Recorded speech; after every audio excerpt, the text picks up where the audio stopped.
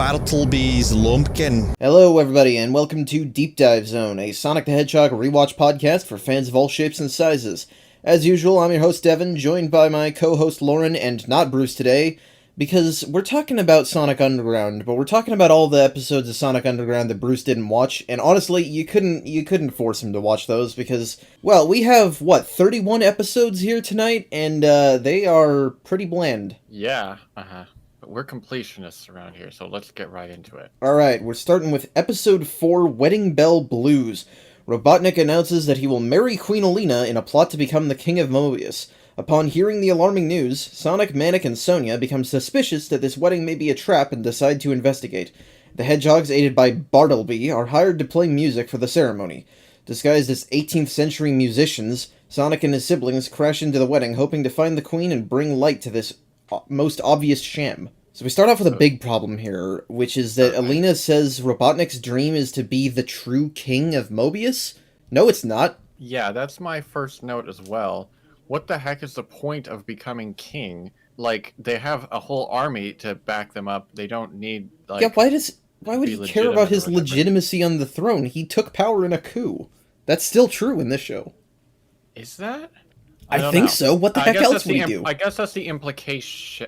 It's like he took over, but he was backed by some aristocrats anyway. Okay, I guess it is the same idea, but he just wasn't on his own this time. It's a little weird. Yeah, as we'll get into the later episodes, I don't get why he cares much about anything legitimate when he has his whole army that's basically the same as it is in Sat AM. But yeah, that's bizarre. I don't really have a whole lot more to say on that. It's a weird plot point. The other thing, the other thing that gets me in this episode is, they go to Bartleby's house and they're kind of in disguise or whatever, and Sleet and Dingo show up. Sonic and Manic have stupid, plumber disguises or butler, whatever looks. Mm-hmm. Sonia's just wearing, a pair of overalls. They should totally see her, but that's, I guess, the Adventures of Sonic problem. But she's not even wearing anything on her face. Yeah, that's one of my notes here. I'm getting, flashbacks to Adventures of Sonic when I was seeing that. We're not free from the obvious disguises in this show either, it seems. This will not be the only episode, but this is the first. At least it's not as much as in Adventures, but still bugs me. The last thing that I have for this is Sonic wraps Robotnik up in a rug and kicks him out, which means he just retook the palace, didn't he? I was wondering how this didn't mean the show was over, and I guess that is the core difference, is that Robotnik is funded by the aristocracy, and so he's technically protected by their interests, but it's you can just beat him physically very easily, so it's I don't know. I mean, I always interpreted that as it's the Adventures of Sonic problem, although it's much worse in this because it's all built up. They don't, for some reason, take the opportunity to defeat Robotnik. I'm going to bring it up every time it comes up because it bothers me. But there are many times in the show when they could defeat him, but no, they're so obsessed with the prophecy, and they can't do it until they reunite with their mother. So they don't commit. They kick him away or whatever, but they don't actually defeat him proper. I think that's the main thing here. Liberalism in action. So, this is the first episode where Dingo gets transformed by Sleet with a device with no fanfare at all. Just suddenly, they can do that. It's also a really very weird bizarre thing. Transformations in this one too. It's weird because I'm tempted to say someone on staff just liked transformation, but Dingo is such an ugly character design that I can't actually say that for certain. Yeah, I don't know. It seems like it's for the gag mostly and for sneakiness, I guess. For ironically, convenience. At first I was super confused about how Manic was able to perfectly imitate Alina's voice and forge the royal scepter or something. Everyone's like, oh, it's the royal scepter. But then it's revealed that it actually was the proper Alina, so I'm like, okay.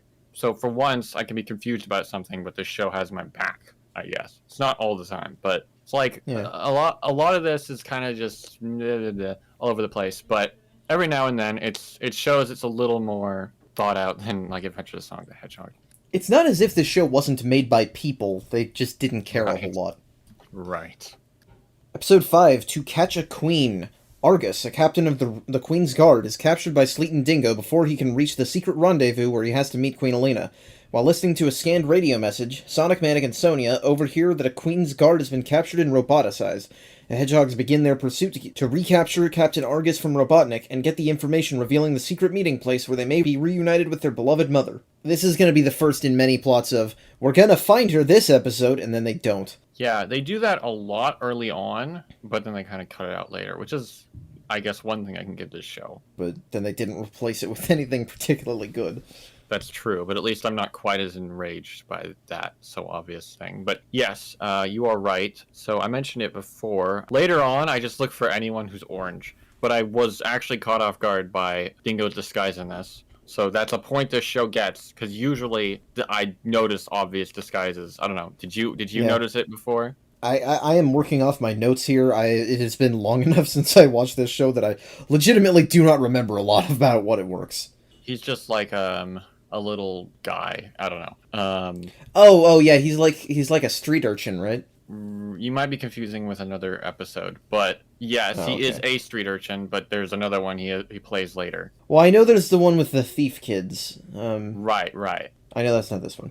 Yeah. So anyway, the last episode kind of left it ambiguous, but this one definitely implies that Sonia still wants to be engaged and marry Bartleby, even though he supports Robotnik.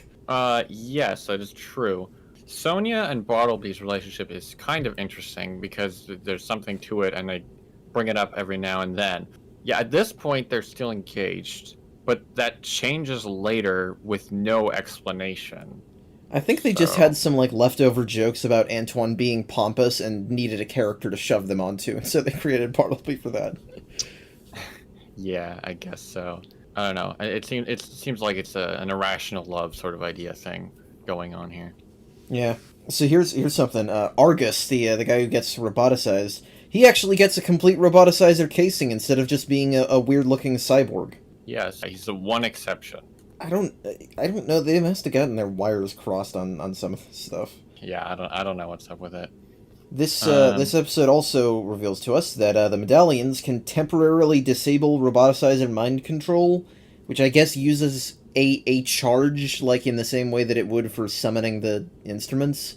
But you'd think that they would, have people in the alleged resistance that exists research and analyze them to see if they can maybe do that some other way, but they don't even suggest that. I understand if they wouldn't do it because they need them, but they don't even bring it up. Yeah, actually, I was surprised, because this is early on in episode 5. I also didn't quite have a grasp on how monotonous the show is going to be yet, but it seemed like that was an important point. You bring it up in one episode, so you'll use it again later. They do use it again. One time, I think. But they should have used that a lot more, I think. Would have been useful. Let's see. There's a commercial break when Sonia realizes they ate dinner with Dingo, and they scream, and that's a cliffhanger, and that's just amazing. Yeah, it's not the danger of the situation, it's just that it's Dingo. Yeah. You know what? I relate. I would feel the exact same way. Yeah. So at this point, I see, okay, so Sonia has a bike and Manic has a hoverboard, but Sonic is just on foot. I see this isn't the case later. It's just that Sonia can spin quickly, but I was confused because they did speed training in one of the introductory episodes, which made it look like Sonia was also fast, but they're not, just the spins. No, she's not. I don't know how the powers work. I had to tune it out partway through because it didn't make sense to me. Yeah, I don't know. It's interesting that Argus has a whole ceremony to install them as a new robot or something. It's just weird how Robotnik likes to flaunt things in front of the aristocrats. Maybe that's the reason that they're here, is just so Robotnik has someone to talk to, basically. I mean, that's out of plot. That's certainly a reason, so he can hold events and stuff, because that would be kind of awkward with just robots. I could see that in Adventures, but this show is a little too serious for that, I think. Yeah. So when they de-roboticize Argus the second time, I think, he tells them the real rendezvous point, but it is conveniently in the same cave as Dingo's bogus information. How does that work? It's a trap, and you follow the trap, but then the trap still leads you to the plot because we don't want to waste your time, I guess, as a viewer. I guess it would have lowered the tension if he's like, the real rendezvous point is on 742 Evergreen Terrace. Right. Which I think is the address of the Simpsons family, but I certainly would not know. Episode 6, Mobo Dune. Sonic, Sonia, and Manic return to their birthplace, Mobo Dune, a beautiful, festive town. The homecoming's interrupted when Sleet and Dingo arrive to collect back taxes by order of Dr. Robotnik. Because Mobo Dune has no form of currency to pay this bogus debt, Sleet and Dingo decide to raid the village and steal its most precious monuments, including the Power Stone. It's up to the hedgehogs to get the Power Stone back and restore their former home to its previous blissful state. So why is this idyllic town where they were born in an alternate dimension? You know, just like in Sad AM, there's just weird stuff. I mean, there's some Well, I mean, weird alternate stuff. dimension royalty, you know, they should have set it on the water and had some robot pirates, you know, it should have been a Sonic Rush moment. But, Right. A little early. it would be like terrifying if like this was the origin point of like Blaze, our favorite character, so. Oh no. No, yeah, it is interesting though. This episode decides to bring in some like lore, but it's not really relevant. It's just like, oh yeah, so you were, even though you're royalty in like Mobius or whatever, but you happened to be born in this once in a million years dimension or whatever, and it's like, I'm not sure the point of that. I mean, it's just to get Manic to be like homesick or whatever. Which this is going to be a but also like, you know, of a plot significance for, oh no, he's going to go away forever in the 5th episode. That's what I was going to mention, yeah. This will be a recurring trend where one of the cast members just decides to be like completely commit to something that they didn't even care about at all until that episode. Well, and it's weird because he's presented as feeling lonely due to growing up poor and on the streets, but it seemed like the Thief guys who raised him did care about him. Like, it's not like he didn't have a family. No, 100%. He did. I'm not sure. Yeah, it seems inconsistent with the way that was portrayed.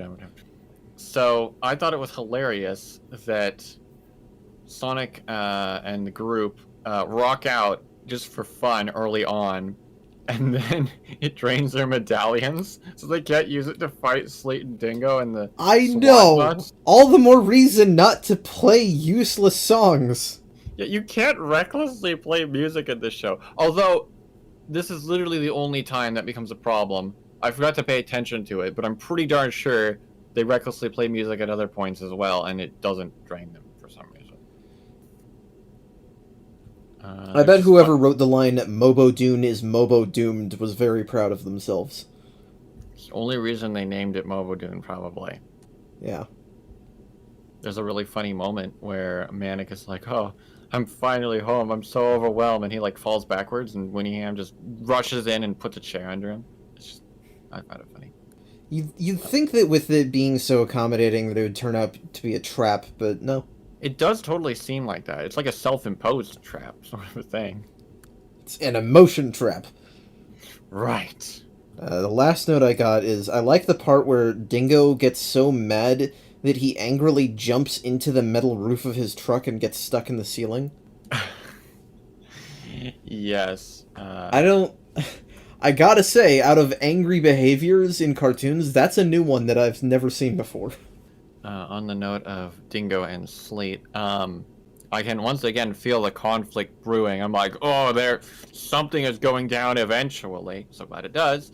But Sleet transforms Dingo into a soccer ball and is like, go get them, and throws them into Mobo Dune. And it's like, what's he gonna do? He's a soccer ball. He can't de-transform on his own. It's quite obvious, so they literally abandoned them. Like, yikes. Yeah. Interesting note, so Robotnik doesn't actually show up in this episode at all, which surprised me initially. I don't think this is the only episode, but I think it's the first one.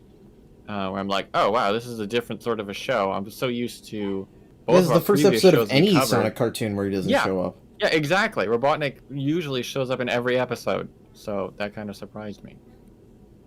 I always find, alas, poor Yorick references to be funny, so when Sleet does it with the Dingo the baseball. Now here's the question, does he get it correct? Does he say I knew him or I knew him well? Well, he just says, "Alas, poor dingo, parting is such a sweet, sweet sorrow." I don't think he Oh, like okay. He quotes doesn't. He doesn't. Okay, that's fine. That's permissible then.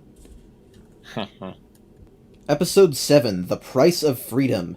Sonia travels to East Mobius to visit her friend Mindy at the Latour estate. After being given a watch by her friend Mindy, Sonia discovers that these popular timepieces are really monitoring devices for the Robotnik Intelligence Agency and are mass-produced by Mindy's father, Mr. Latour. Yeah. So If you could call last episode kind of a character episode for Manic, this is definitely one for Sonia, but both of them don't really say much about the characters or the plot. this one says a bit more because it shows that Sonic and Manic can be extremely mean sometimes. This isn't the only episode where they're just like horrible. That's true. Like I'm totally on Sonia's side in this episode. Like it's ridiculous. I'm on her side. I do find some things questionable, like how she can just go into the city and buy designer clothes while on the run from the law. Yeah, that's an interesting point. It seems like you'd expect Robotnik to, like, show the faces of wanted criminals everywhere so every citizen knows them, but that doesn't actually seem to be the case. Because I don't really know of any character that is like, oh, wow, you're, like, wanted in this show. I suppose it's just that in the same episode that reveals that, the surveillance state goes as deep as, even just regular watches, that somebody or something would spot her. Maybe even just a security camera. Well, I mean, she is discovered eventually. Eventually, but not in the stores. Whatever. Right. I suppose that's true. Yeah, I mean, there are a lot of things about this setting that don't make sense to me. So yes, that is one of them. I suppose. This episode tries to be have interesting depth to it, but it doesn't actually add up to much in the end because they've got this secret agent organization that Robotnik's got. They got you've got a named robot, Agent N. It's we have operations that run deep, and I will outsmart you. But then he just gets defeated, and that never shows up again. It's weird. I was it's like they were trying to do something, but then they didn't. This is 2 episodes in a row where the ending note is your real home is your family. It feels less contested in this one than the other one because this is just some friend of hers. Right. Yeah, that's true. Episode 8, Underground Masquerade. Sleet and Dingo plan to collect the taxes owed to Robotnik from the Duke of Velcronia, but plan on keeping it for themselves. To avoid the wrath of Robotnik, Sleet and Dingo infiltrate the underground to corral Manic and friends to commit the crime and take the blame. So my first note here is that Sonic says, any reason we should care to a guy who is being hunted down by Robotnik? And it's like, that's your job, asshole. Sonic, I guess. Sometimes they're like that. What's also weird, so Dingo, this is the episode that Dingo gets transformed into the street urchin. But it also gives them mad sleight of hand skills as well, which just shows that the transforming is seriously ridiculously versatile, and they should make better use of it. Yeah, just transform him into a more competent version of himself. Right. Well, it doesn't make them smarter ever for some reason, but it does give them other things because obviously Sleet still has to talk to him. On that same topic, before Sonic finds Dingo out, Sonic runs out because they're all being attacked, the group, but leaves the alter ego Urchino behind for some reason, which confuses me. If he thinks that they're on their side, I mean it's just so they can talk out of universe, but I don't understand how that works. Yeah, sorry, I'm not contributing very complex notes for these. I really didn't take that many. I'll say I'm not sure I like that near the end these kids are kind of being they've been kind of made to work to prove that they're worth not being homeless. That is kind of weird. I hadn't thought of it that way.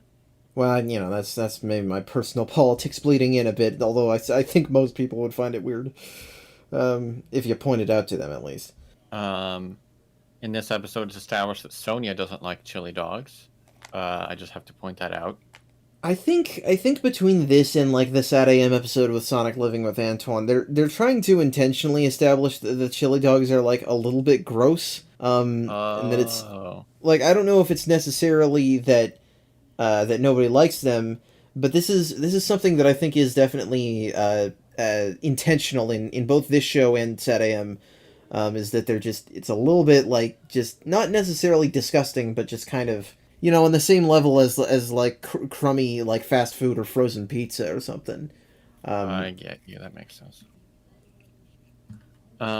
So I was actually pretty impressed by the plan that Sleet comes up with in this episode, baiting the homeless children into stealing the money for them, and then like framing them so that they don't take the fall for the theft, and so that like they come out unscathed. I thought that was actually pretty good. It's weird though that they like congratulate each other at the end, when in the past episodes there was tons of tension between them, and I think in later episodes that's the case too. But they're getting along swimmingly in this episode for some reason. Sleet and Dingo, that is. Oh yeah, I was surprised because Alina shows up to toss like a barrel down at one point, but doesn't like show up again. So it's like it's never made like, oh look, it's Alina right there, and then I guess it's not pointed out like blatantly to the audience. So if you miss it, you miss it. Episode 9, Tangled Webs. The sinister Robotnik blackmails Cyrus, an old friend of Sonic's, by holding his father hostage. Robotnik makes Cyrus gain the Hedgehog's trust and then has him convince him to save his father. Cyrus reluctantly informs Robotnik of the rescue plan so Robotnik can devise a trap for the Hedgehogs. Alina shows up briefly in the background in one. Yeah, you can see her standing on the balcony in like the bar scene. Yeah, but then she doesn't do anything directly, which is weird. Like it's a game of where's Alina, apparently. It's like no, it's not like I was gonna say the time travel guy in Gravity Falls, or like the snail in Adventure Time, are both background elements that you can spot in the first few episodes that eventually become plot points. But Alina is already a plot point, and her being here means absolutely nothing. So, right. As the freedom fighters are escaping, I like that their little stands turned into like different vehicles. I think that's kind of neat. Yeah. It's like, yes, but it's also like they've kind of transformed Mobius into this show into like a kind of crappy Star Wars planet. You're right. There are some definite Star Wars vibes every now and then. But it was like we were comparing the Sky Spy episode of Sad AM because the robot bar is like a cantina scene. Right. And this show has like 6 or 7 of those probably. And this episode, I think, really was the point that I realized that nearly every episode of this show was going to be exactly the same. Because there's not a huge difference between this episode and, like, the My Dad's Making Spy Watches episode. You know, you've got different characters, and you've got technically a different plot setup. But it's still essentially the same deal where, you know, you have these characters who show up who have this supposed role, who are old friends of one of the protagonists, and one of their parental figures is involved in something that makes them, you know, that involves lying to the heroes, and they uncover it, and whatever, you know? The only real difference with this one is that the guy's dad, he does get roboticized, and they don't save him.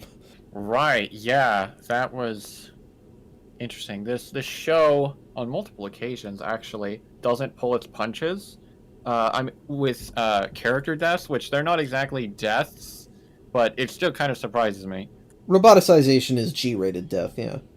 Although where it does pull its punches, as we kind of talked about earlier, at the end of this episode, Sonic literally has Sleet, Dingo, and Robotnik at gunpoint, but doesn't take advantage of it all, and just leaves them. Of course. One of the more blatant examples.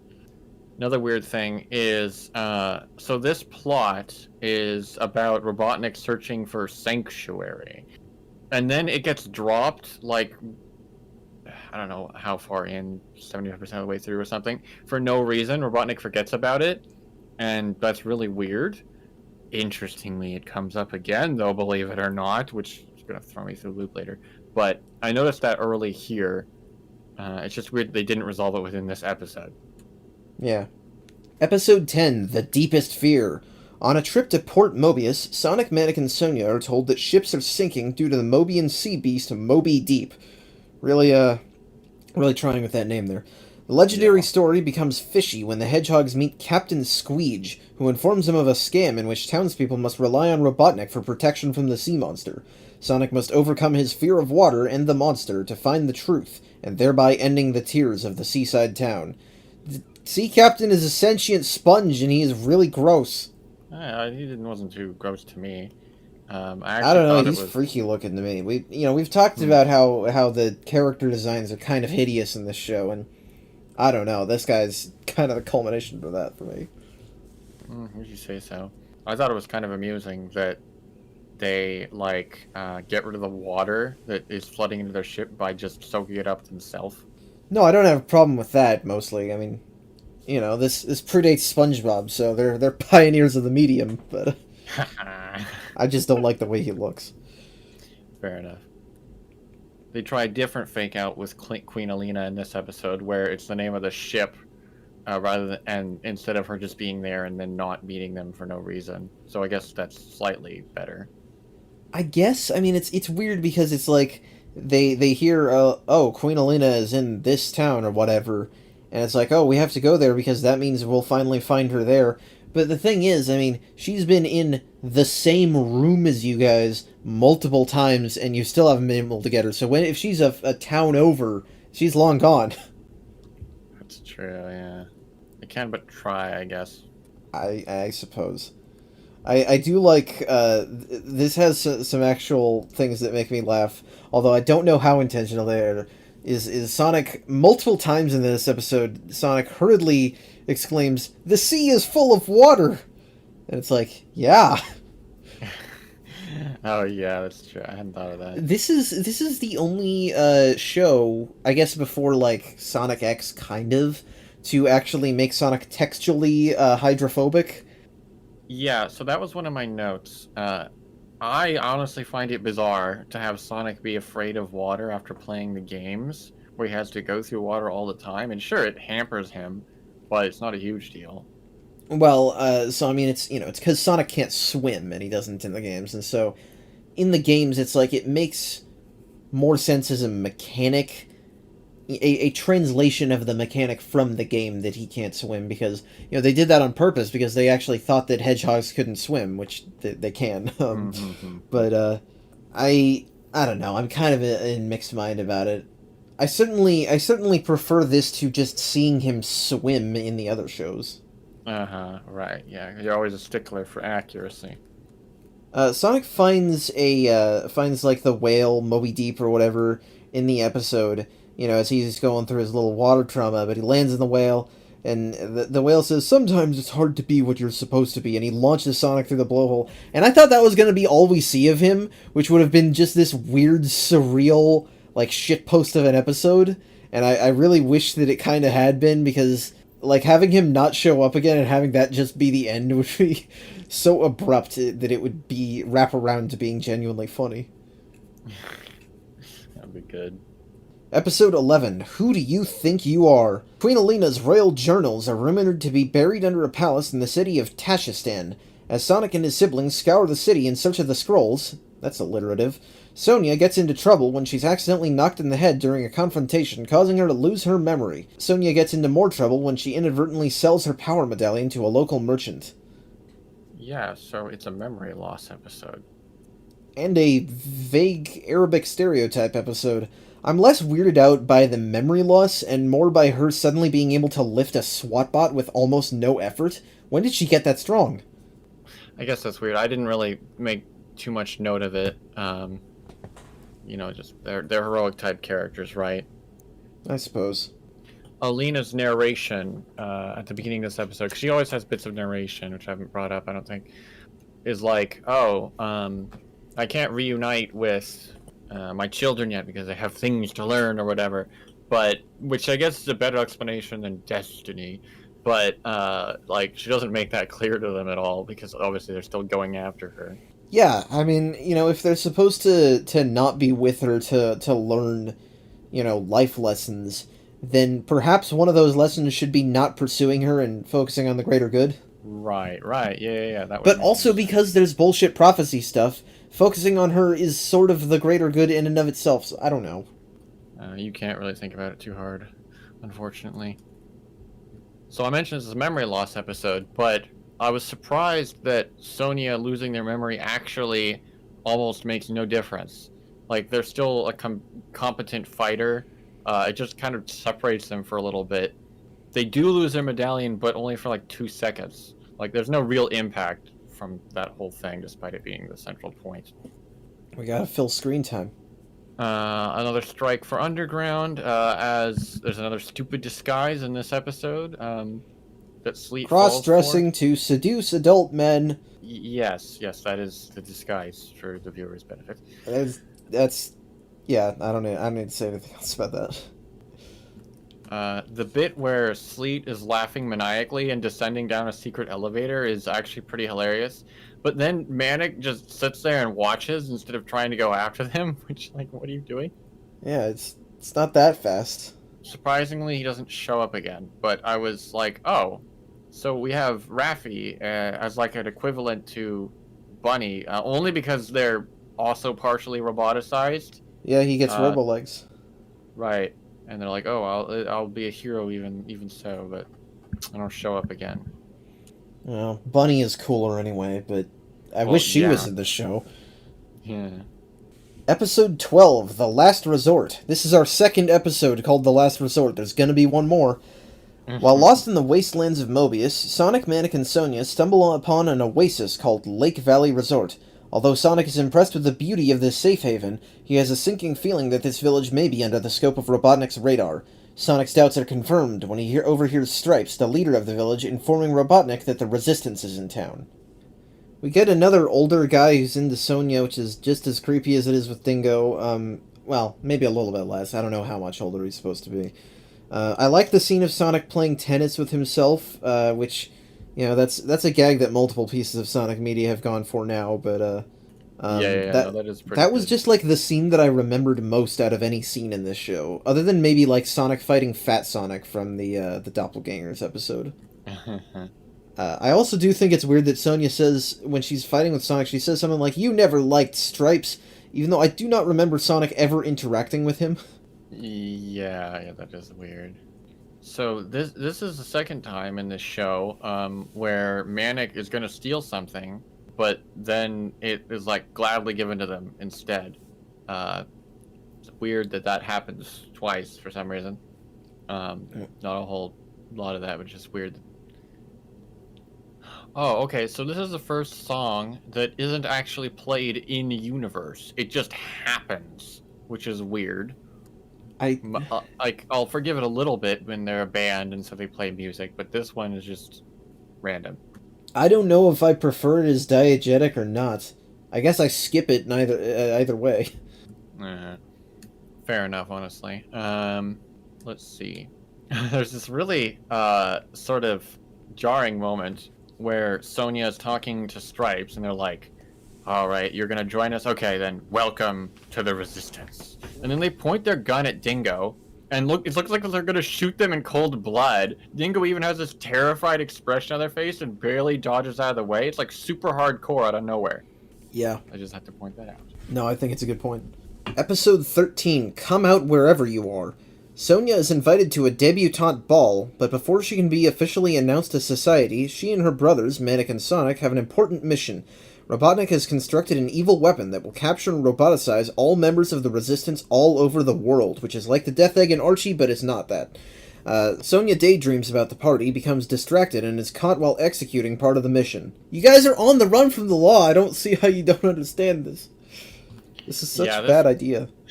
Yeah, it's weird, even by this show's standards.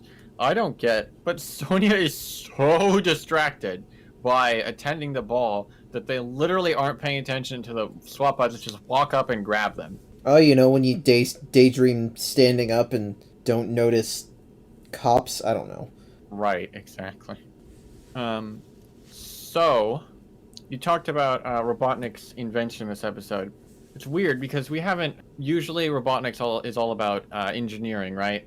But this is like some sort of weird genetic experiment because it's like a living brain as part of this stealth fighter or whatever that flies around, which is kind of weird and different, and I kind of like it. Biotech bend to it. Right. Along that same note, some of Dingo's transformations can really get out there in this show. In this, he's like disguised as some creepy lab experiment with tendrils, and it's like, what the heck? If I was just a kid that saw this episode, there isn't, mind you, a bit where we see Dingo, Sleet transform Dingo into this. He just shows up by surprise. So if I was watching this as a kid, not having seen any other episode, I'd be like so confused. Yeah, because you'd first wonder what is that thing, and then you'd wonder why is that thing that thing. Yeah. Speaking of confusion, Sonya's keytar can make, like, blinding fog now? I don't think that ever happened before. Not before. Not the last time it does, though. Yeah, I mean, you know, you've got the heroes do something new just because they need to. It happens. Well, it's just normally the things just shoot lasers and Manic can make earthquakes, kind of, but I don't know, I thought they'd been kept fairly consistent up to this point. I want to see that thing become like a flamethrower. Or maybe pepper spray. Oh my gosh. So, this episode adds a little bit more layers to Robotnik's scheming that I will give it. It seems that they keep Bartleby around as a way to get at Sonya, which this will not be the last time they do that either, which is a more legitimate reason, I guess, than everyone else. Because in this one, they know full well that Bartleby is going to sneak them into the ball, and then they take advantage of that and try to get them. So that's interesting. Sonic and Manic, cross-dressing yet again. I don't think there's any seducing adult men, so it's not as bad. But Sonic at one point says, "What are the chances we'd all wear the same dress to the same party?" But Sonya is not wearing a dress. He says it about the three of them, but she's just, I think, in her normal clothes. It's not funny. You guys screwed it up in the animation department. Yeah, that's true. That's true. I think it's weird that when the villain's colorblind, they mistake Manic and Sonic for Sonya when they're in the dresses. Like, how do you do that? Yeah, I gotta say, if I saw, well, I mean, you know, technically they all have the same face, but, yeah, no, they're all different neon colors, so it's like, if I saw a person who, like, from behind kind of looked like my sister, but they had bright purple hair, I would not immediately assume that they were my sister. Right, exactly. Nor do I think would most people. I enjoy that in this episode we get to see Sleet and Dingo in suits. They look very swish. I like that. I think people would like both Sleet and Dingo a lot more if they just looked a little bit more like Sonic characters. It's not that I think that they're, like, great characters or anything. It's just that I think 90% of the reason that people get upset about them is because their faces look the way they do. I don't know. I mean, I guess I'm just used to having seen all these episodes of these shows, but at this point, that's not really much of a factor for me. I've seen like Sega Sonic style, like, redesigns of them, and they look alright. I find it funny that Sonya gets, like, so worked up to the point of tears about, like, having finally been able to attend the ball, when all they did was show up for a second, just to be like, "Hi, it's me, Robotnik, loser," and then just leaves. Like, you shouldn't even do anything. I can't wait to go to Legoland. And they stand inside, you know, past the toll booth for 2 minutes, and they're like, "I can't believe I finally went to Legoland," and then they leave. Exactly. Episode 14, Winner Fakes All. Robotnik organizes a track meet to lure Sonic into a trap. Robotnik's sure that Sonic won't sit out on a challenge of quickness. Sonya and Manic are also aware of Sonic's competitive nature and advise Sonic not to enter the event due to the risk that he may be caught. When Sonya and Manic can't find Sonic, they head to the race to rescue him.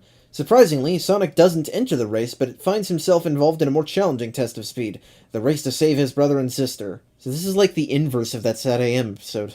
That's my first note, and yes, as the summary says, that actually is surprising, because at first I'm like, oh, it's just a copy of Sonic Racer. That's weird, but then, yeah, there's a twist where Sonic doesn't actually enter.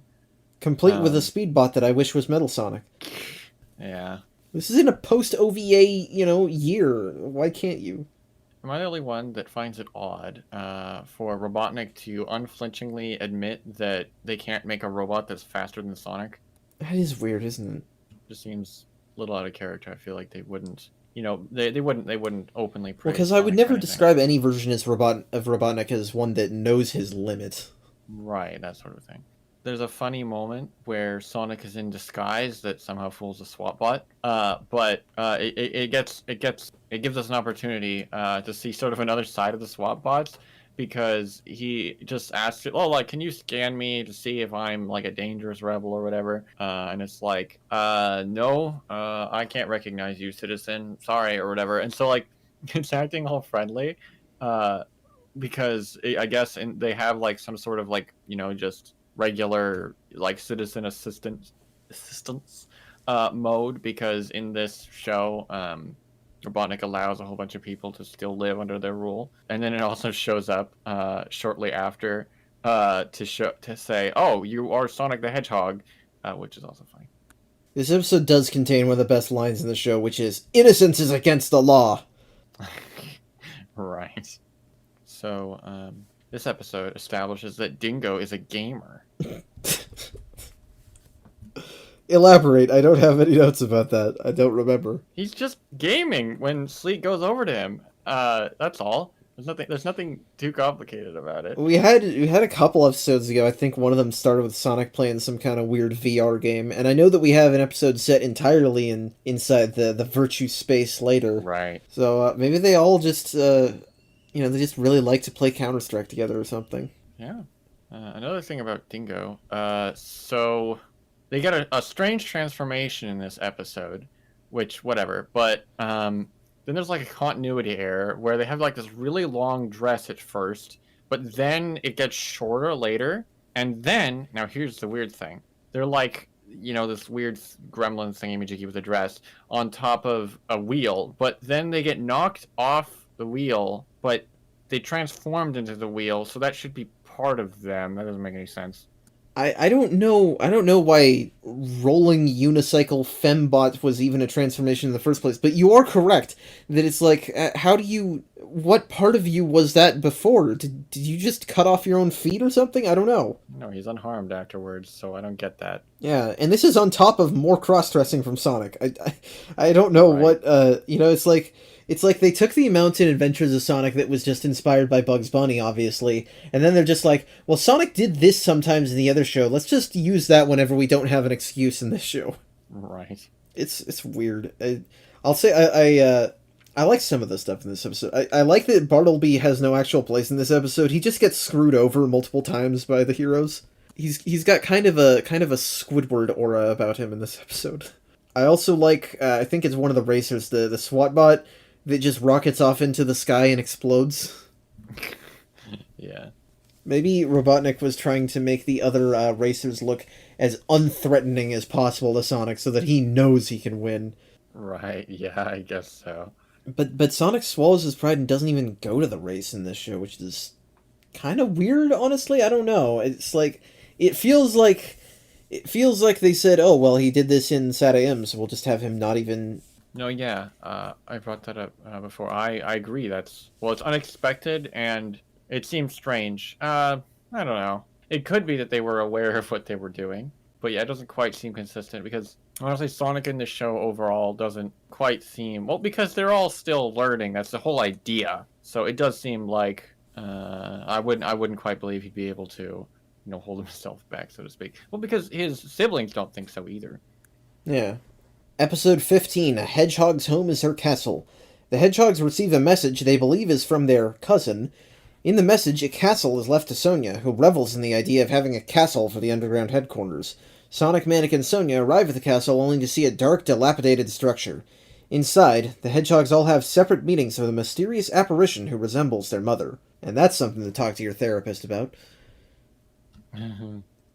Sonic near the start, there's a chili dog stand, but it's actually Dingo, and I don't know how... I feel like we've had that exact disguise before, and I don't know how he doesn't suspect it at this point.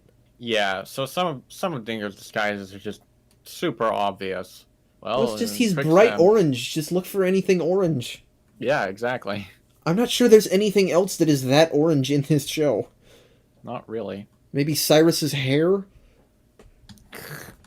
So this episode is all about trust, right? That's what Alina says at the beginning. You're supposed to like trust in people or whatever. But ironically, blindly trusting is what got them into the mess at the start of the episode. So I don't get what it's trying to say exactly. I don't know. We get the return of a couple of SATA-M things in this episode, actually. We get Sonic's anti-gravity sneakers. Right, yeah, so they don't explain how he got them at all. In SATAM, at least, we've got a whole group of friends. I mean, he does later, I guess. There's the Resistance, so maybe Cyrus But will be a it's friend with it's something. weird because it's like the Resistance is such a weird background plot element to this show because they're not really the freedom fighters, but they're also supposedly doing more stuff. Yeah, I don't know. They get into it a little more later on. But yeah, it ain't no freedom fighter group. But yeah, the sneakers show up in this, but they don't have any role in this. They're just there. Yeah. The other thing we get is the wonderful catchphrase, "Let's do it to it," which I've never particularly liked as a catchphrase, but I like it even less as a song. Oh no, yeah. I don't have any further comment than that. It's, it's a song. I don't like the songs. No, yeah, I don't really care about the music. But then again, I don't really care much about songs in general. So, I don't know. Probably not the best. That's my intuition. What's not the best? It's Worst Castle. Why is it called Worst Castle? It's supposed to be a joke, but is that like a family name or like does it mean something else in another language? I don't understand. It's meant to be the central thesis of the show. No, it's not funny. Near the end of this episode, I was actually really surprised because it's not every day that you see Robotnik's army utilize bombing tactics to just like blow up the entire castle that Sonic and everyone are in, and like it's unusually intense, and it would have worked to destroy them if they didn't have the magic mirror portal to escape through. Oh, kids and their magic portals. Yep. Oh, this is another example of what you were talking about way back. What was that? I don't remember which episode. To Catch a Queen, episode 5, I think. Where Sleet and Dingo lure everyone here to this castle, but then it actually is a castle that Alina had frequented, so it's just another coincidence. That keeps happening. Yep, it's just a thing, but I had to point it out. Episode 16, Artifact. The hedgehogs steal historical artifacts of Mobius from Robotnik before he can pawn them off at an auction. Sonic and Sonia take one of the pieces to a university professor who informs them that the artifact is actually a bomb from the Mobian War. The hedgehogs must act fast to retrieve the bomb and protect the treasure that is the key to Mobius' past. So this is odd, because it implies that the war from SAT-AM still happened in this universe. So I guess in this... It's really weird that you point out that statue of King Acorn, because him collaborating with Robotnik makes sense. Queen Alina has never been someone that I think has at any point trusted Robotnik. So did he help them win the war? I don't know. If I have to guess, it's probably the same. I mean, you never know. It could just be, plot-induced stupidity, or maybe there was a more legitimate reason. I mean, I don't find it that unbelievable if Robotnik presented themselves completely differently at first, and there was a war against a mysterious force that isn't expanded upon in either of these shows, but obviously in the comics it is. I don't think that's that unreasonable. Oh, but there's no other humans in this show than Robotnik. There's not even a Snively, so maybe that's part of it as well. Oh, okay. Yeah. Because I think even though the comics said that it was a war between Mobians and humans, I think that was also going to have been true for SAT-AM. Right.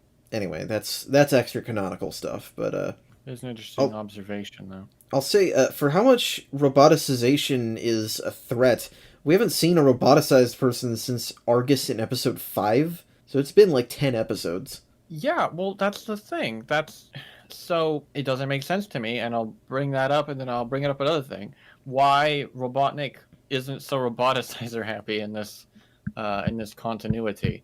They use it, for a few people sometimes, but not all that much. they have the aristocrats literally wrapped around their finger. They bring them to an auction, and they're like, well, who's going to bid for these precious artifacts? And they're like, well, I don't really care all that much, maybe a little bit. He's like, no, you have to pay a bunch of money, or I'll suspect you to be traitors. So I don't understand the point. It's like he's just having fun or something. Yeah, why even sell them? Just say, give me money or else. Yeah. But for some reason, he thinks it's really important to go on archaeological digs for these artifacts. Yeah, I think part of what it is, I think Robotnik, he's not bad in this show, and no disrespect to Gary Chalk, who is clearly trying his best, but I think he's a lesser version of, like, Sad AM Robotnik, and it makes him stand out the least in this show of, I would say, almost every other version of Robotnik. No, 100%. I don't think the performance is bad. At first, it kind of threw me off because the voice is different, and yet it's still a very similar Yeah, he design. looks identical to Sad AM. Right, exactly.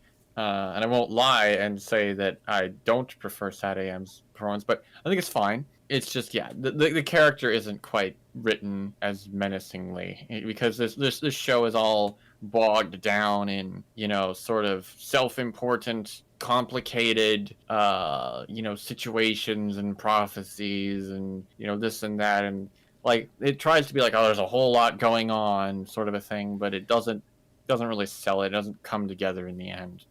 Between the weird alien character designs and, like, the sort of odd obsession with the throne and the vaguely political stuff that doesn't quite meld together very well, this is kind of the Sonic version of the Phantom Menace. That is a good way to put it, actually. But yeah, for that, I would say, unfortunately, Robotnik is held back because he's stuck in this whole weird political situation. So he doesn't quite have as much freedom. But the fact that he does have henchmen that he actually pays leads to a line that I found hilarious, where Sleet accidentally reveals to Dingo that he's been, like, withholding his paycheck from him. Yeah, he's been stealing his pay this whole time, which is hilarious. Yeah, because Dingo doesn't realize they're getting paid, which is amazing. I love that detail. Okay, so this episode makes use of the classic confusing trope that I don't get in anything, where someone is holding a desired object, but then instead of taking the object, they take the holder and the object. Bartleby has the artifact, but for some reason Sleet and Dingo take Bartleby and the artifact instead of just the artifact. I don't know why. He has an iron grip. You just never see it. You never know. Right. He's actually ripped. He's a super bodybuilder. Sure. This is also the episode, I mentioned it before, where they refer to Bartleby as Sonia's ex-fiancé. They don't explain how that happened. It was obviously when did that change? Screen, but suddenly that's the case. I mean, I don't disagree. I'm happy for her to not that, but it's just weird.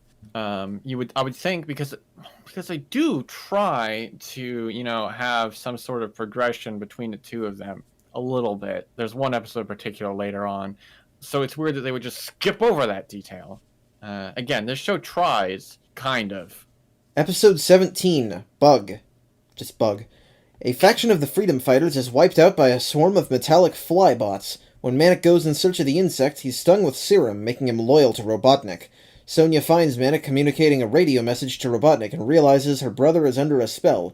It's up to Sonic to exterminate the metallic pests. We got Mad Max Lizard, voiced by D. Bradley Baker. Yeah. Hey, aren't you the guy from Clone Wars? I feel like we're learning the same lessons about teamwork over and over again in this show. It really No, starts to get to you. 100%. There's only so many, like, generic sort of lessons that they can come up with, and yet they keep doing it. Yeah. We got robot bugs. Right. This is one of the few times that this suffers from the same thing that Adventures often does, where I don't understand why Robotnik wouldn't use this invention again, because they're actually extremely effective, but they never show up again. If a thing doesn't work once, it'll not work once every time. Yeah, that's what the Saturday morning villains always think. There's no cheeky near miss of Alina this time. They just flat out weren't there when they're told that Alina is there. Oh, okay. So there aren't a whole lot of moments, but there are a few moments with Robotnik where Manic turns himself in to Robotnik, and Robotnik's like, huh? Manic, what are you doing here? Why would you just turn yourself into me?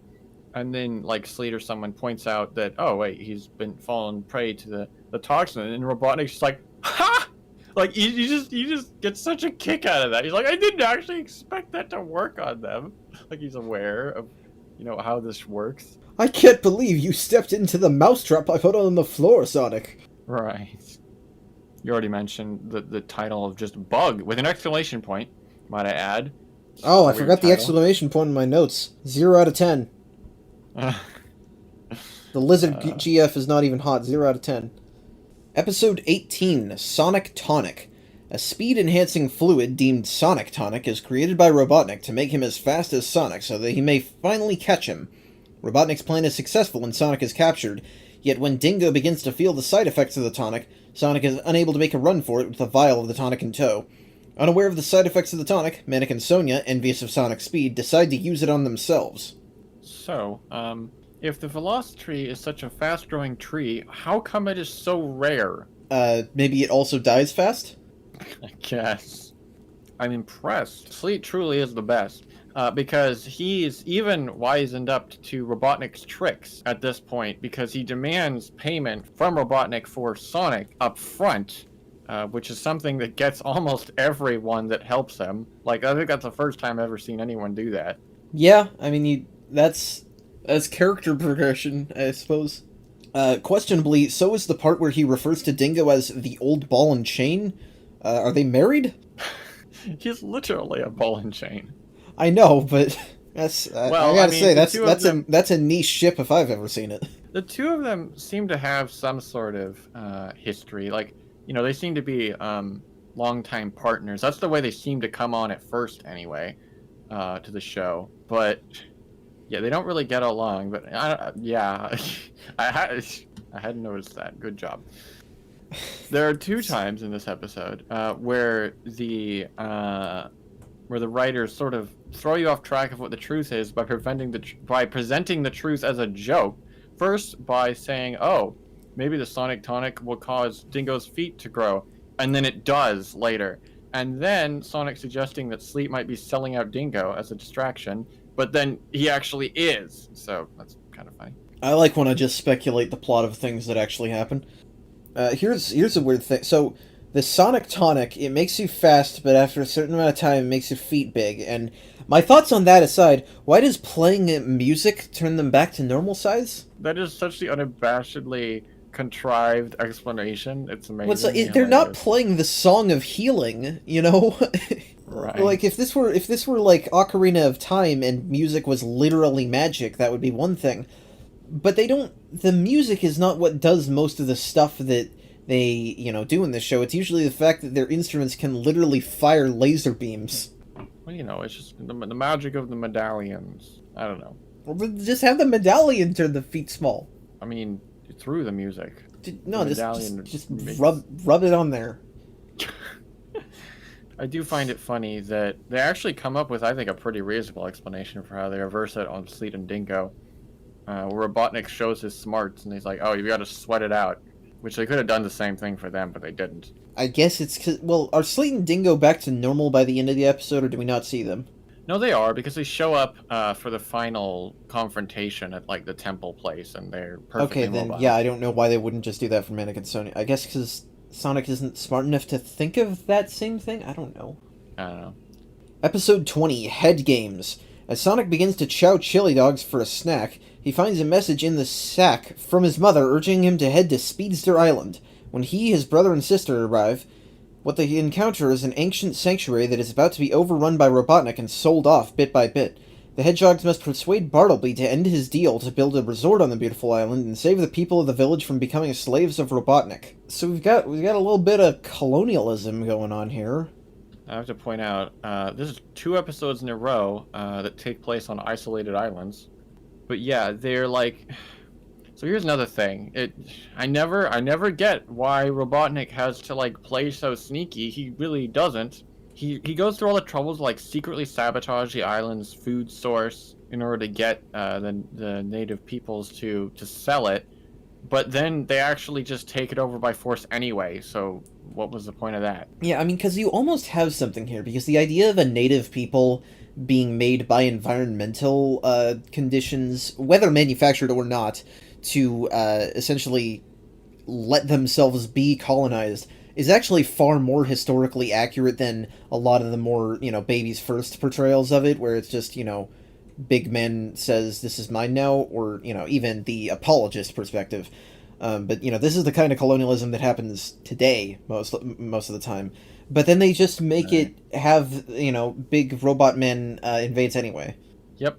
Also, at the end of the Knuckles episode, Sleet, tosses the communicator away, which makes me think that they were, leaving Robotnik, because, we can't work for this guy anymore. But here they are, just working for him again. There are a lot of times when it doesn't seem like they should stay together. Not nearly as much as Scratch and Grounder, but there is a bit of that where I don't get why they stay together for all 40 of these episodes. Yeah. We got big statues of Sonic, Manic, and Sonia, which should probably realize that those are very obviously statues of the only people in existence who look like that, but whatever. Yeah, this episode never actually explains why there are statues that look exactly like them. It's because of the prophecy. Yep, that's what I have written down. I said it's probably because of how fate works in this show. It's like, or maybe it's because Sonic do anything. Maybe it's because Sonic traveled back in time and locked a Snake Man in a box. On another random note, the chili dog vendor that shows up in this episode is the one in the opening, but he's not actually roboticized, which is weird. Makes me wonder if he was going to be roboticized in a later episode that wasn't shown, because he doesn't show up in another episode of these.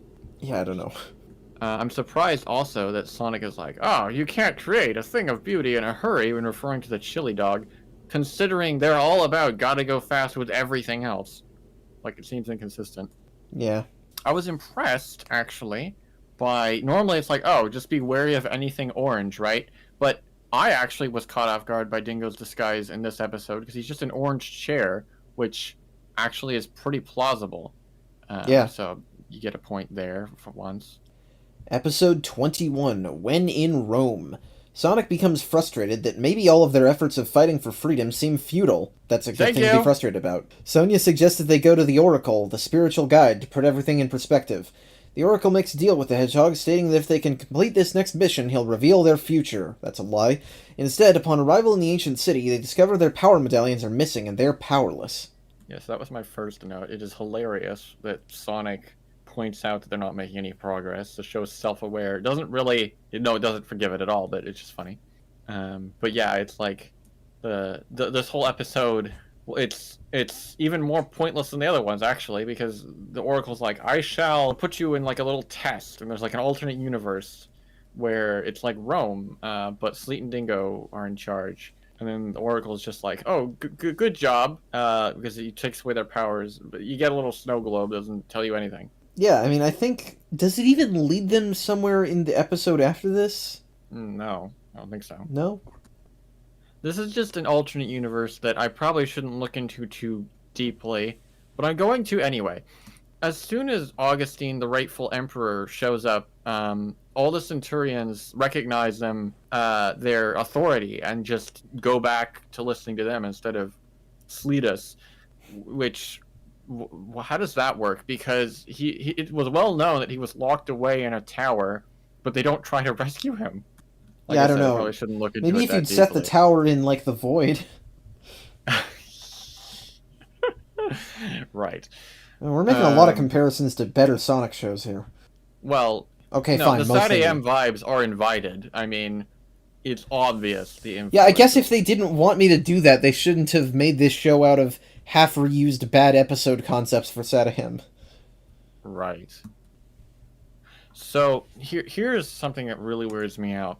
At the end, near the end, the Oracle is like, oh, you were able to best your foe or whatever with only your natural abilities, which implies that somehow Sonic's speed in the show isn't natural and is actually given to them by the medallion, which is weird to think. And also definitely not true, because he definitely goes fast without it. I thought in other parts, not there... in this. I think, No, yeah. not in this episode, but in the entire show, I don't think so. I think he has a medallion on the entire time. I Really? remember there's one episode, Mobo Dune, where he takes it off for a minute, but I literally checked because I had the same thought. And when it's off, he never goes fast, which doesn't mean he can't, but he doesn't, so it doesn't contradict it. Huh.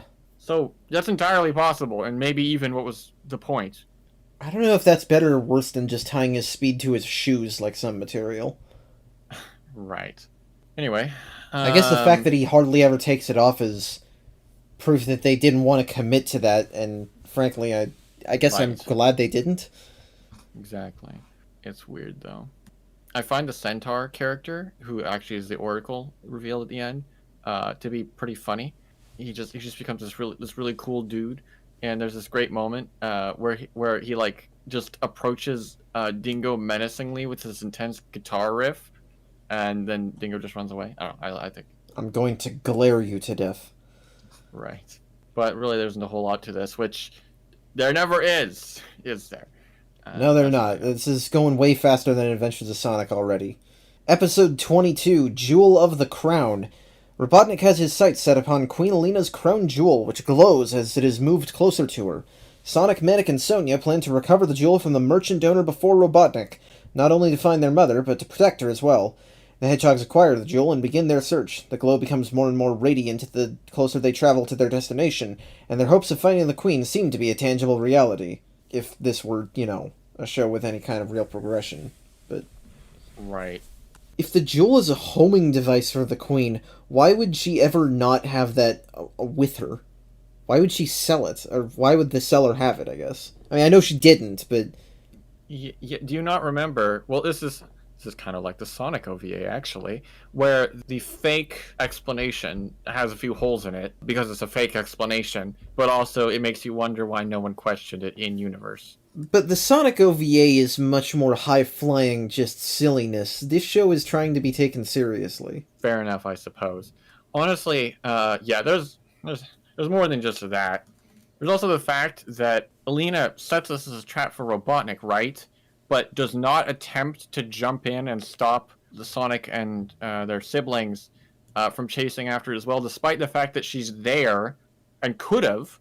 And it's not like she doesn't talk to them from time to time. So it's like she really didn't play her part. And there's But she should have baited Robotnik fails. with something other than herself. Right. Yeah, that might have been helpful too. A bit of a mess. I will say though, I mean, I don't know if this is a good thing or a bad thing, but I actually did almost think that the show was going to do something interesting this episode. I was like, oh, we got some lore and maybe something, there's, I don't know how they're going to finish this one up, but then they do still pull the rug away. I don't know. It seemed engaging for that reason, at least as it went. I don't know how I feel. I guess this is mildly clever, but just the hedgehogs, they pull an anti-disguise that is so bad that Sleet and Dingo decide it must not be real. I remember that bit. I actually thought that was hilarious. It puts all of the other bad disguises into question, but, it is funny enough. It tells me that there is somebody who kind of knows, this show's fucking dumb.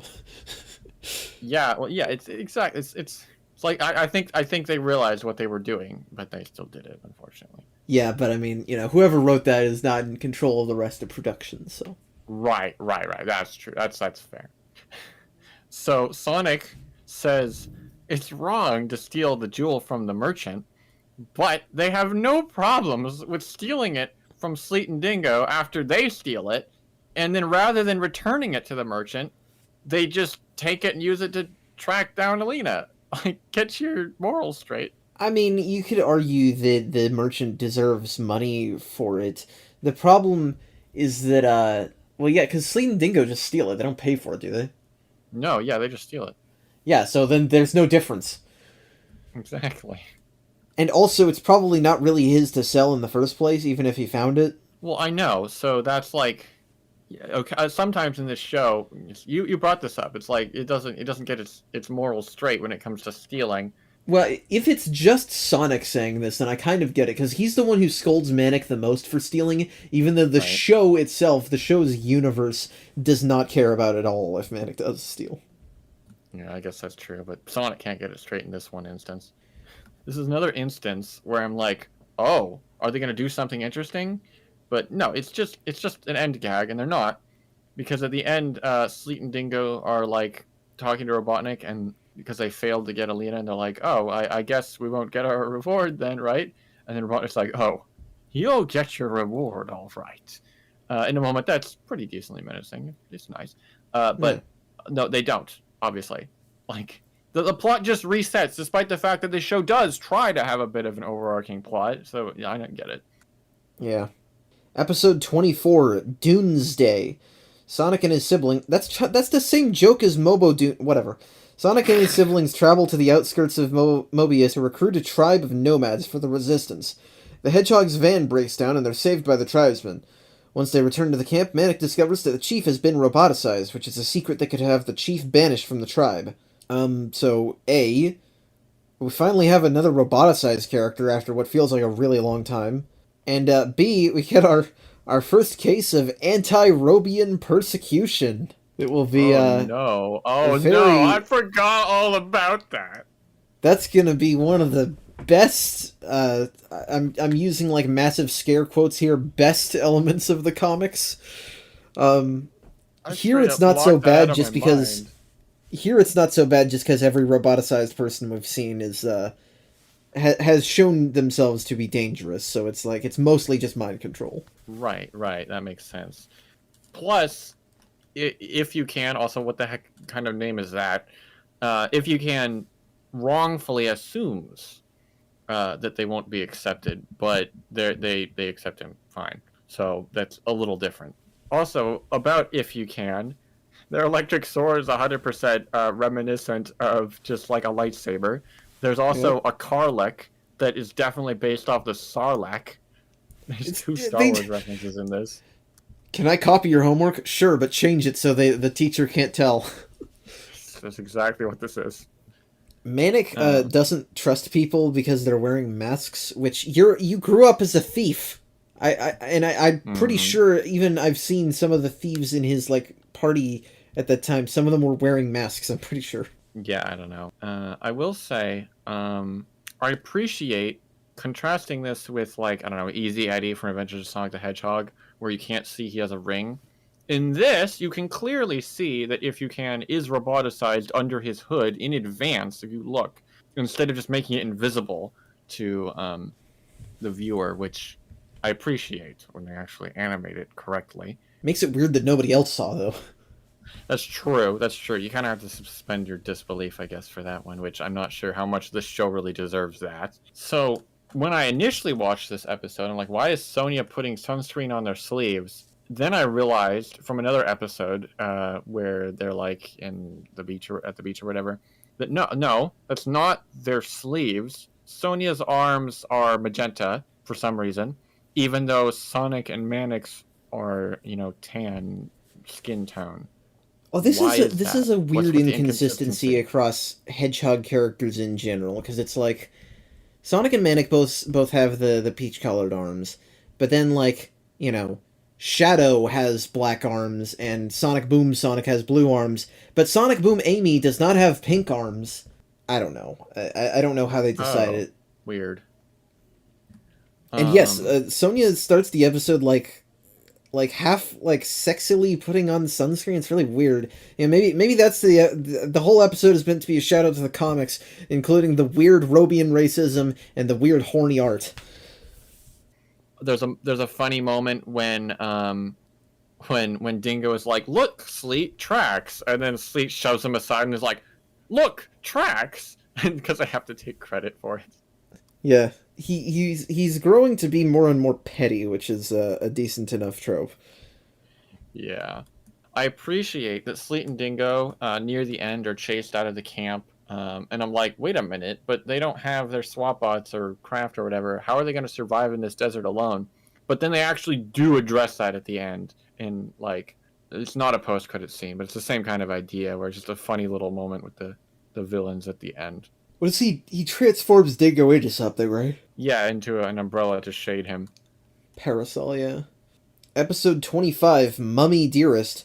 Sonic, Manic, and Sonia invade Robotnik's lair to retrieve the hedgehog crest. Who cares? Sorry, after the book is reclaimed, they discover that the book contains directions to a scroll that could be an important tool to overthrow Robotnik. The scroll is heavily protected, but Sonic leads the group in the right direction when they eventually encounter the royal Amun-Rapi. So, they're spying on Robotnik in this episode with a device they call the Intelliputer, I think. Which, let me just say, that's, like, extremely useful. It's like a device you can use to spy on Robotnik. Why the heck don't they use it again? Yeah. It seems the writers learned since Sat AM when it comes to SWATbot disguises, because the SWATbot disguises in this show make a lot more sense mechanically. Yeah, they kind of puppet him around, basically. Exactly. What doesn't make sense is somebody mentions that Cyrus invented a metal that's supposed to be super strong for the SWATbot disguises, but Manic literally trips and the whole thing falls apart, like, instantly, so it's like, yeah, you messed that one up, I guess. Good job, idiot. Am I the only one that saw the scene where they're trapped in the sand snake, and then Sonia, like, stabs a hole through its mouth and go, yikes? That looks terrible, and also, it's like a sand snake, so now it's gonna, like, get sand in its mouth. How is it gonna live after that? I know it's like a monster, but still, that looks painful. I'm not used to it, because much of the time, you just see the heroes fighting, robots. A little gruesome. Yeah. A little bit ending of Harry Potter and the Chamber of Secrets there. A little much. Yeah. This ancient temple has trials, and you'd think that they'd have, like, a trial for each main character, but Sonic just does them all himself. Well, this show isn't too bad about that, but there's a bit of favoritism towards Sonic, as you might imagine. Yeah, and I mean, I can understand that. I would not say that this show's problem on the whole is that it makes poor use of Manic and Sonia. But yeah, this is an example, I suppose. So there's, like, this guy who's, like, a guardian of the temple. My notes say his name is Hotep, but I don't remember him ever saying that. There's a bit where Sleet is like, deactivate the traps for me, after he gets them in, like, this web gun. And he's like, okay, and then Sleet, like, releases one of his arms. And I thought he was going to then take the opportunity to, like, cast his spell on Sleet, but he doesn't. Because when Sonic and Co. first show in, come in the temple, he has, like, these powers, so I don't know why he doesn't use them again later. Along with Adventures of Sonic, this is the second Sonic cartoon to give Sonic a pharaoh as an ancestor. That's true, yeah. Although, I guess since Sonic literally is royalty in this show, that kind of makes more sense. Oh, yeah. Sure. Yeah, actually, that's true. That's true. I still don't know at what point his ancestors married into the Acorn royal family, but, So, on the one hand, it is incredibly infuriating, although I'm a little numb to it at this point, but it's also kind of hilarious that Sonia, being untrained in archaeology, obviously, takes the scroll out of its little glass case and then instantly crumbles to dust. Because, yeah, you have to treat really old paper very carefully, but then they just don't get the message for that reason. Yeah, I mean, if you ever go to a museum, the reason they say no flash photography is because literally the flash itself can destroy it. Yeah, but very blatant, this episode was for nothing. Episode 26, The Hedgehog in an Iron Mask. The Hedgehog's latest quest to find their mother takes them to a prison tower where they encounter a masked stranger who insists he's family. This stranger is actually being used as bait for another attempt by Robotnik to capture them. The stranger creates a rift between the siblings, which leaves the underground disbanded, vulnerable, and ultimately trapped. Yeah, so once again, characters being sort of really stupid for the plot. There is absolutely no indication that any of them care about being part of the monarchy or whatever. They're more focused on, bringing freedom to everybody. But in this episode, suddenly they're all power hungry, and they're like, I will take the throne! Each of them individually. Yeah, I actually did a little bit of expert, very well-educated college-level political analysis here, because Sonic is clearly unfit to govern. His decision-making process is just clearly defunct. Sonia is just a continuation of the system that gave us Robotnik, because she is the aristocrat, and she's not going to make any changes to the aristocracy. So clearly Manic, as the salt of the earth who grew up in poverty, he is the most qualified to be the leader. Well done, well done. I will have to congratulate you on your research, and I would say that is good. That is Also, this is a solid. really I stupid agree. thing for them to split up over, since they're supposed to rule as four anyway. Whatever. Right. Yeah. Mask Guy, I don't even remember what his real name is. Harry This is Winkle. part of the problem, is you could never even possibly suspect that he's really their uncle, because he doesn't give them any actual name until he's unmasked as not being a real guy. Right, that's true. That's a good point.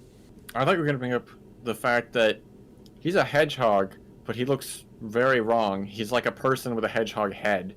Yeah, he's got like a handsome Squidward energy. He reminds me of Sonic Man from Sonic 06. Oh!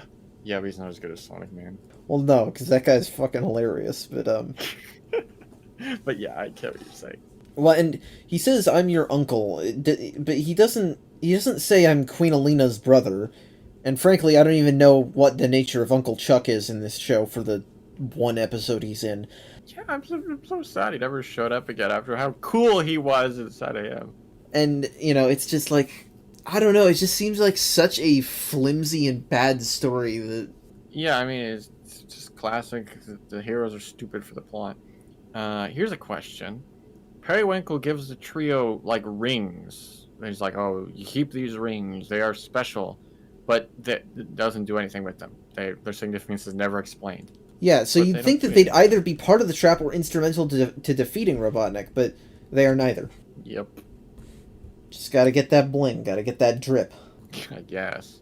Let me just say that Periwinkle is such a fool in this episode. Like, he doesn't think that the mask is rigged to explode. It's revealed that it actually was, but without his knowledge, that was all just a trap. So, as far as he knows, there's absolutely nothing holding him to follow Robotnik's plan after he's rescued. He could have just told them it was a trap, but I'm not going to go with it, and then just been free.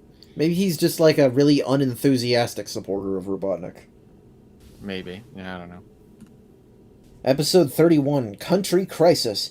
Queen Alina advises the hedgehogs to travel to a valley of Mobius, so that they can bring out peace between two contingents of the resistance that have split. In the meantime, Robotnik is able to build a dam that is dangerous to the people's land because of the lack of a cohesive effort to end the construction. Yeah, so I'm not sure that I'm a huge fan of the stereotypical, like, mountain and valley folk in this episode. I mean, the fact that they all look like weird, gross, not Sonic characters is Right. part of the big problem for me. The thing is, I think I would like a story about Country Hicks fighting a robot empire, just not this story.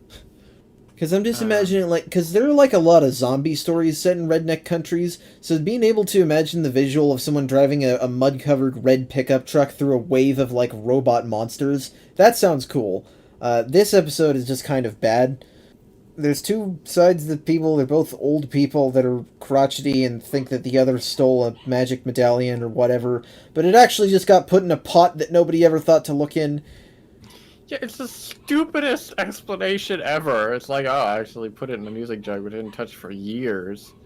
There's so much about that that's just weird. Another thing is, they're like, oh, we're gonna settle our feud with a music battle, but then they pick both. One of them picks Sonic, and the other one picks Sonia, but they don't bother to declare a winner or anything. It's just like they play the music, like, oh, good music, and they forget about the feud for a second. I don't get it. Yeah. Also, the medallion at the end of the episode, they're like, oh, it's a map. Ha! Well, I guess I know where we're heading next, and they don't go No. anywhere next episode. No, next episode is just set in Robotropolis like normal. So it's like I ignored that. Knowing this show, it probably would have come up in episode 57 or something. Yeah, we finally would have been able to make some real story progress at the end of episode 104. Yep. Here's another random note. So there's this actually really intimidating and powerful guardian robot that Robotnik has set up at the dam. Weird thing though, Sleet and Dingo like come over to like help it, but then it like shoots at them instead as well. Like it doesn't recognize them as allies for some reason. He forgot to press the... I don't know, maybe Robotnik just doesn't even care if they live or die. They keep trying to steal his money, so... I guess. Let's see. Do I have anything else? No, that's pretty much all. This is even by this show's standards, this is not a very remarkable episode in my opinion. No.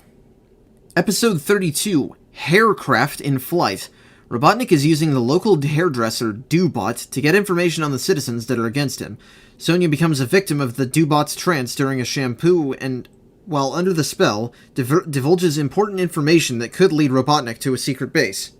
The hedgehogs learn that the Doobot is equipped with a recording device and dash to retrieve the tape from the Doobot before the secret location is disclosed. Why the heck did Robotnik design a robot that only follows them subconsciously? Why would Sonya use a not empty soda can as a hair curler?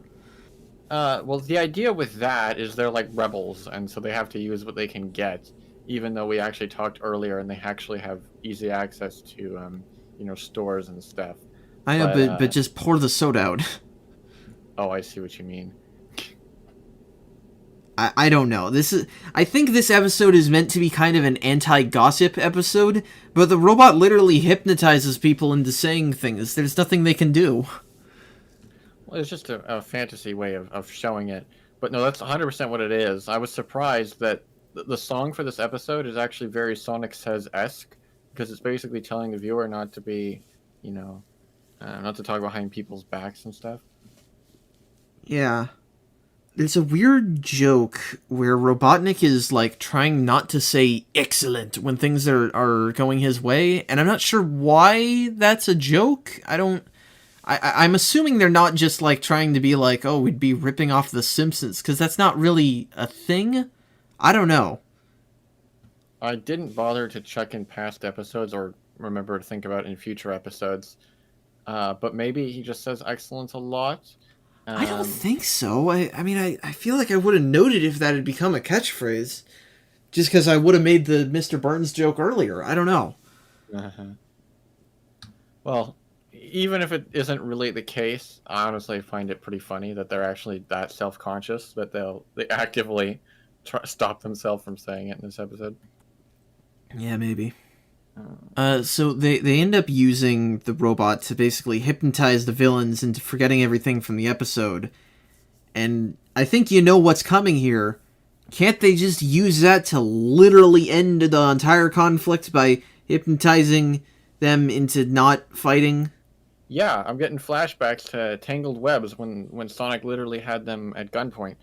Same deal. They should have taken greater advantage of the situation. Because they're not even considering, like, the violation of autonomy or anything, like in that Adventures of Sonic Biker episode. That's not even a question. Why do you not just take that as far as possible? Whatever. No, I don't know what to say. Yeah, I agree. Here's another question. Why the heck do Manic and Sonic randomly be like, that robot is so annoying. Let's just, turn it into Robotnik and let him, wreck it or whatever. It seems completely out of nowhere. I mean, I know it's a robot, but I get the impression that Sonic shows usually no, robots can be people or whatever, Yeah. This isn't a Blade Runner sort of a situation. So it seems pretty cold-blooded of them. Yeah, because, if you set that robot on Robotnik, sure, it's going to cause him some short-term inconvenience, but this is a robot that seems to be, kind of a person, and he's definitely going to just destroy it. Exactly. I think it's clear that we're definitely thinking harder about this than any of the writers did. That's what I'm here for, I guess. Episode 33, Healer. A A self-proclaimed scientist has come to Robotropolis with a device that will reverse the effect of Robotnik's roboticizer. I think you know where this is going. Sonic Mannequin Sonia attend a demonstration of this new technology where Sonia decides she can use it to help her rescue a friend. Sonic, on the other hand, is skeptical that this machine is the real thing and decides to investigate. Yeah. So I think outside of the first episodes, the only roboticized parental figure that we see in this show is Lady Windermere, Sonia's foster mom. Correct. And it's like all three of Sonic's parental figures have been roboticized. We don't see a trace of any of them. Yeah, it's weird. And it takes forever, all the way here in episode 33. Windermere shows up, like, briefly in, like, episode 2 or 3 after they're initially roboticized, or 4. I don't remember. Yeah. But then it takes all the way to this point for it to show up again. So that's weird. But yeah, it's interesting. It's once again, writers were trying sometimes. The fact that there's a fake de-roboticizer in this episode suggests to me that they would have brought in an actual de-roboticizer at one point. They were foreshadowing this in this episode because obviously Sonia is sad. And they're trying to do something. They're trying to do a sort of a Chuck situation again, although obviously not nearly as good because Windermere isn't cool. They don't do anything. And also because in the de-roboticizer episode of Sat AM, even though it doesn't work, it does. They do eventually end up restoring Chuck's autonomy permanently, which means that's still progression. Right. So they don't. Yeah. Because they don't. Yeah, it's the thing. That's the thing. They like tease things, but they don't actually progress things. The way this show, maybe that's something. This show loves to like pretend like it's going to go somewhere, but then not actually go somewhere. Sat AM was smart enough to still change the status quo in some little way, even if you're not going to shake it up completely because you can't have the show end that soon, which is fine. And Adventures of Sonic never pretended to be a long-running epic or anything, and that made it more tolerable. Right. Huh, that's interesting. I hadn't thought of it that way before, but that's it. We got it. On more just little details of not much significance and less overarching, I find it funny that Manic plays off the janitor robot disguise as like being the robot's malfunctioning and twirling around Sleet. I think that's actually a pretty great way of distracting them. Yeah. Cyrus, this is the first episode in sort of a mini arc, surprisingly, where they start stealing supplies from Robotnik. And Cyrus explains that they're going to take some of their like supplies and food, but why would Robotnik have like food? I mean, you'd have a little bit for himself, but he's not that much of a glutton. He has robots for everyone else. I guess perhaps the idea is that the cyborg roboticized Mobians still eat? I mean, if I had to say anything, I mean, what would make sense if I were to have written this is that Robotnik deliberately stymies the food supply to keep people under his control, but I don't think that's what's going on here. Oh, that is so good. That is so good. You should be a writer for this now. I would have accepted that. That's a great idea. Here's another weird thing. So this is the only time it ever happens, but Dingo is able to revert their own transformation in a moment in this episode. And I'm like, what? Huh? How did you do that? Nanomachines. I don't know. Because he doesn't grab the remote, right?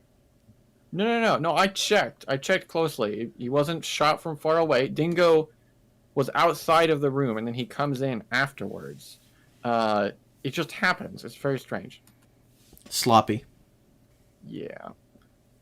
So here's something, another instance that surprised me at how the show doesn't pull their punches sometimes.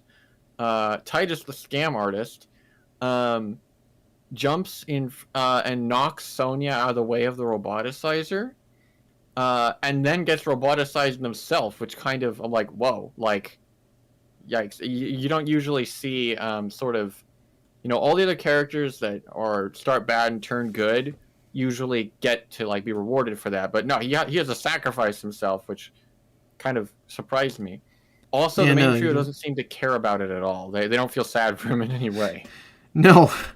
He made the ultimate sacrifice, but not after befriending us, which means that it basically is meaningless. Exactly. Oof. Episode 34, Sonia's Choice. Wow, doing a Sophie's Choice reference. That's even more tone-deaf than when Doctor Who did it.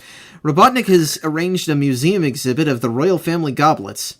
Knowing that Sonic, Sonia, and Manic will want to reclaim their family's treasures, why would they want that? Robotnik expects the heirlooms will serve as the perfect bait to finally capture the hedgehogs.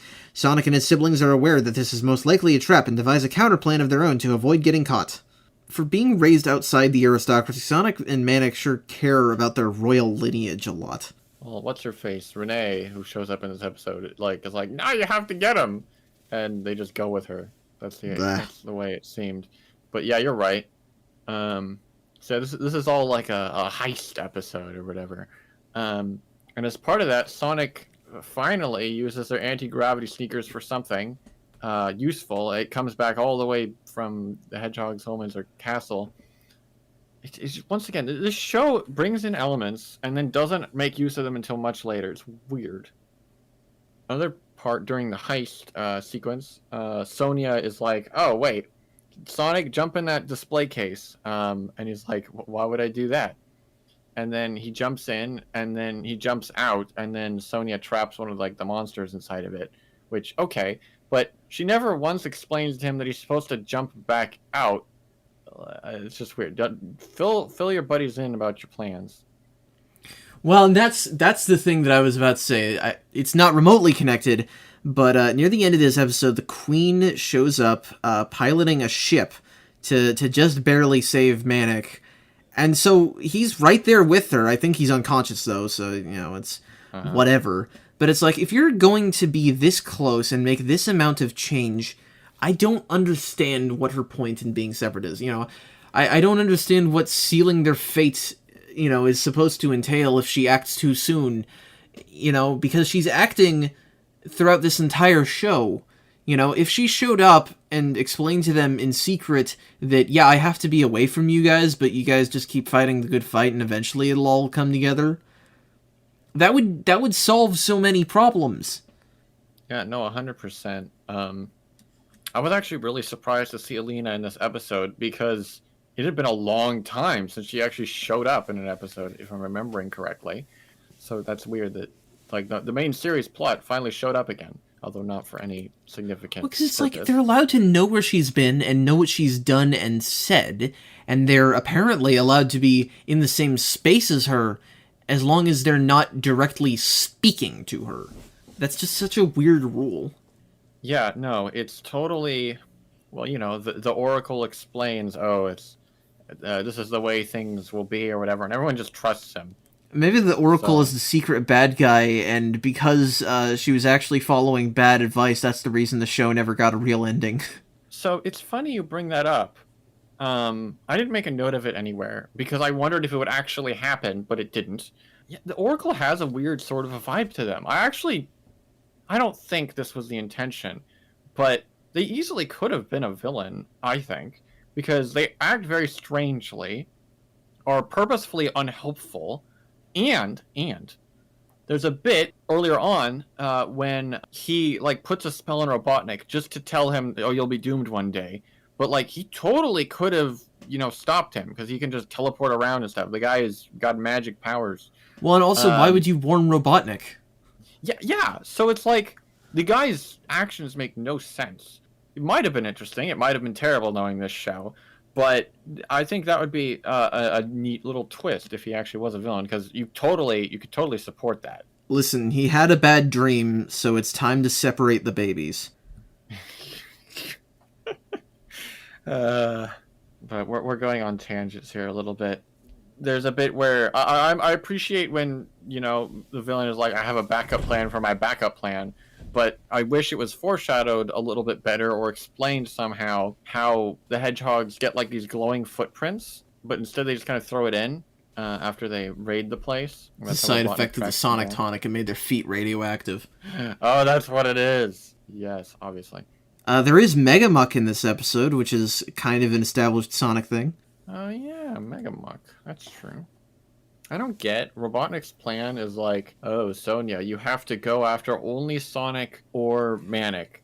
But obviously there are other members of the Resistance that could help her, and they do, and they should have been able to rescue both of them simultaneously, except for an unrelated Renee just hesitates for a second for no reason and isn't able to rescue a Manic. It's just weird. It shouldn't have worked that You way. zoom into her head and it's the Sonic 06 loading screen. Dear. Episode 35, The Big Melt. The Hedgehog's vacation is interrupted by the news of Robotnik's latest weapon. They're shocked as the submarine melts the icy landscape from under their feet. The Hedgehogs then scurry to locate the lethal submarine before the entire planet is completely submerged underwater. So we got a global warming episode. So we got some environmentalism themes, just like, Sonic was originally known for. Yeah, and we got Sonya being queen of the sneezing penguins. There's a bizarre bit at the beginning of this episode where there's like they do the song where they're at the beach or whatever, and there's this weird imagery where Sonya's head is in place of an ice cream cone, and then Sonic devours it. They're foreshadowing that Sonic... You see, this show actually is canon to other Sonic universes. They just don't mention the part where Sonic killed both his siblings. Oh no. Yeah, but a solid, half of this entire episode is just them scurrying around on the ice and snow, trying not to fall in the water or whatever. I must say, Robotnik's plan in this episode is really drastic, and yet they're very nonchalant about it. They're like, oh, I shall flood the entire planet, which, how big are the ice caps if you can do that? But yeah, because I think even the ice caps in the real world, if they melted, that wouldn't flood the entire planet, just a lot of it. Exactly. So that doesn't make any sense. But they don't seem to care. That would destroy Robotropolis, too. I don't really know how this Robotnik operates, but I don't think they would be willing to do that. Mustache twirler. All he's got to do is something bad. Right. There's a Yeti that they meet in this episode that reminds me a lot of the Yeti in Six is a Crowd. And Sonic even is like, yo, Yeti, what's up? So that's kind of a random recurring thing. They're not colored the same, though. So I'm not sure if that was a mistake or there's just two different Yetis they meet. I don't know. I'm just making random observations. That's all you can make in this show. I have 2 different comments about this episode having gross feet in it. And I feel like it's wasted effort at this point because it's yes, that's just something that is unfortunately present in a lot of 90s cartoons, frankly, but especially Sonic cartoons and comics. It's I don't even need to comment on it. It's just, I don't like it. Stop doing it. This is another episode where the hedgehogs, for some reason, have similar lookalikes from the past for no reason, with Sonya looking like Sauna. I don't get why Sonic warns Sleet and Dingo that they planted explosives, and then they in turn warn Robotnik. Once again, could have defeated it once and for all, just saying. Hey. Episode 36, Sleepers. On a mission in a distant sector of Robotropolis, the Hedgehogs are informed that freedom fighters have disappeared and are going to be roboticized. Sonic races to save his friends, but he's too late. The group of freedom fighters have been roboticized, including Cyrus's father. They bring back Lionel in this episode, and they have a bit of drama because they bring back their consciousness for a few minutes with the medallions, like they did way back in episode 5 or whatever. So yeah, they brought it back eventually, much later, and it's decent. I can tell once again they're trying. It's got nothing on Uncle Chuck. But well, the main problem is that Lionel is bad enough on his own, but Cyrus, especially for how much he shows up, he is such a boring character. There is nothing there. Right. Yeah, that's true. Yeah. I don't know if that's something that'll have come up in the first episode, but it's just, who cares about this guy? Yeah. Still, it's kind of neat how they contrast the two.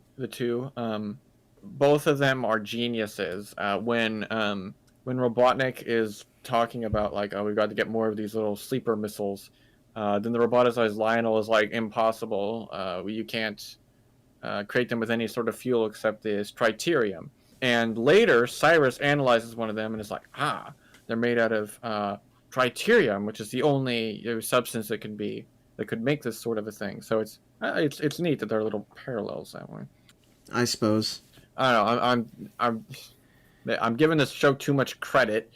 No, you're trying your best. It's hard to find anything to say about a lot of these. Yeah. There's another moment that I'm like, where Robotnik sets up like this elaborate trap for Sonic at the beginning. He lures him into this little chamber, and it's almost got like a Sad AM vibe to it, as Robotnik is like, Sonic, I'll get you eventually. He's like, oh, really? With this stupid laser thing? It's so slow. And he's like, yes, Hedgehog, but sooner or later, you'll get tired. And it's like, oh, that's actually pretty good. But then, like, it just blasts a hole in the wall and he runs out easily. So it's like, wow, what a letdown for all that setup. Yeah. This episode continues the subplot where they're raiding Robotnik's supplies. Kind of weird. Not a very interesting arc, but there's a bit of an arc there. And yeah, that's all I got. All right. Episode 37, Bartleby the Prisoner. Robotnik is spelled with a CK in this description. Robotnik has Bartleby arrested for treason. At the same time, the Sonic Underground must destroy a ruby mine with rubies so high grade they can power lasers powerful enough to melt through solid titanium. Don't you guys just want an entire episode about your favorite character, Bartleby? Yeah, I mean, that part isn't very... Well, I say that out of the supporting cast of this show, he is actually among the stronger characterized of them. Because we get more of like Cyrus and Trevor in this show, and they might as well be the same guy. Quite true. Yeah, I mean, I guess if once again we're trying to give little bits of credit where we can. That is true. They do a little bit with his character in this one. In fact, so he's put on trial, but it's a fake trial. It's just a trap by Robotnik because he's accused of something he didn't do. And so Robotnik expects him to plead innocent and stall out the trial until the hedgehogs can come rescue him, or at least Sonia. They all do it in the end, though. And there's like a little gambit of some sort that Bartleby pulls off where he's like, no, I am going to plead guilty. And Robotnik is like, what? And they don't quite explain what he's trying to do. So this is the thing that messes me up, is that he pleads guilty to screw up the phony bait trial to protect Sonia, but here's the thing. If he pleads guilty, then that means he's either admitting to treason, or he's screwing up the plan, which is itself an act of treason. So why does he end up being cleared of charges at the end? Yeah, so that's weird, and once again falls into my my complaint of I don't understand why Robotnik even keeps the aristocrats around. I mean, the idea is he needs the finances, but he could just take the finances. But the writers didn't think that through, obviously. Yeah. And yes, that's a good point. But my point is what he was trying to do was to speed up the trial, get himself convicted, and sacrifice himself, basically, because he'd be roboticized, I would assume. And if so, that's intense, man. Yeah, I mean, that would be a very... striking character turn for him, who has been literally out for nobody but himself this whole time. Exactly. I'm commenting where comments are warranted. Otherwise, I think the trial setup is honestly pretty hilarious. I like Robotnik getting a judge costume. Also, Dingo's attorney getup. He has the best defense ever. My client is innocent, even though he looks like a guilty traitor to me. I think that mock courtroom episodes are like kind of an underrated thing in cartoons. They only happen sometimes, and maybe I say they're underrated because a lot of them are bad, but when you do them well, even a little bit, it does become funny commentaries on the legal system. No, 100%, yeah. When what you mostly get is gimmicks, I'll call out the gimmicks when they're funny. Oh yeah, okay, so just another little funny thing. So Trevor shows up in this episode and he helps the group. He initially meets them in like some sort of flying craft, but he gets destroyed before the operation at the mine is completed. Then the group just speeds off and they're like, catch you later, Trevor. but he's just left alone in a valley without any sort of transport. So Bye, how is he asshole. gonna get home? Yeah. That's all I got. Does he appear in the show after this? Maybe that's the end of his character. I don't think he does. And I guess you're right. Episode 38, The Art of Destruction. Robotnik's new weapon, Art, is the enforcer of Robotnik's new eradication policy. Art's objective is to destroy anything in sight, including Sonic, Manic, and Sonia. The giant mechanical beast is seemingly unstoppable until he overhears the musical melodies of the underground band. So, I talked with you about this before, but I have to say, Art is extremely similar to Eve from the comics, which we'll get to later, in that it's a learning robot that betrays Robotnik. Yeah, and, it's a shapeshifter, too, isn't it? Yes, it can take different forms, not as drastic as Eve, but yes, it can augment its body to certain degrees. Yeah, so this episode is weird. I appreciate that we have more nods to the fact that the show is literally going nowhere. Manic says something about it, and it's funny because they say, Manic says, the prophecy could come true 20 years from now, given that in the 2010s, they wanted to make issue 50 of Sonic Universe be an official conclusion to Sonic Underground, and then it got canceled anyway. That would have been perfect. Oh my gosh. Well, I mean, it wouldn't have lined up because it hasn't even been 20 years since this aired right now, but, Still. Wait, yes it has. I'm sorry, I'm a stupid bitch. Yeah, no, that is funny, also frustrating, though, it's not... They're not an amazing character or anything. I mean, they only get one episode, to be fair. But I kind of like Art. They've got this cool little demeanor to them. They kind of remind me of Doofus from Robotnik's rival in Adventures of Sonic I was gonna bring that up, too. Yeah, they're both these kind of very chilled out robots. Which, yeah, I'm going to be partial to that. I like that. So I think they deserved a little bit better than realizing that the plot is against them and they can't win and then just sacrificing themselves. If they were an emotionless robot powered by cold logic, maybe, but they're very clearly not. Yeah. They're more like Data. Right. Yeah. So here's a weird thing. When Art first shows up, they've got this true form. That's just this little frog-like thing. But yeah. I don't understand why. It seems to just be for a brief gag about, oh, is that really the thing that you made, Robotnik? But then it transforms into the bigger robot. Weird thing, though. When Art falls in lava and gets, turned into, this skeletal form because it's heavily damaged... Terminator joke. The frog bit is not there, so... Why was it a frog at the start? Yeah. Robotnik, he has his secret, YouTube channel where he just posts frog videos. And that was what he was using Art for before. This thing wasn't even a weapon originally, he just turned it into one. That's why it doesn't have the personality of a weapon. That's it, I will accept that, and no other explanation. Episode 39, The Pendant. The newly discovered Emerald Peninsula is a perfect place for Robotnik to add slaves to his empire. Sonic, Sonia, and Manic are alerted of Robotnik's plan to transplant the peninsula's inhabitants and turn to a fortune teller for help. The Mystic advises Sonia of a pendant that could reveal the answer to stopping Robotnik. So this is a weird little episode.